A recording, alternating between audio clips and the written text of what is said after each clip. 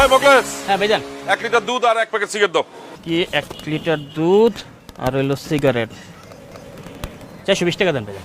তোরে জিজ্ঞাসি কয় টাকা হইছে? হ্যাঁ, তুই জানোস না যে খাতা লেয়া রাখতে হয়? পাকনামি চুদতেছো, হ্যাঁ? নাটক দাও। ভাইজান আমি ঠিকই জানি, আপনি হয়তো জানেন না।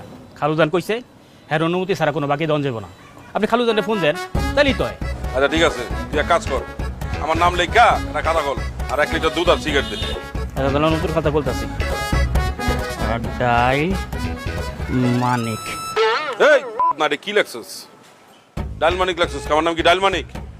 এলাকায় কি আমরা ডাইল মানিক কয়ে ডাকে? তোরা যে দেখতে মনে হয় যে টেপা মাছের মতো, তা বলি কি তোরা আমি কি টেপা মোকলেস কই?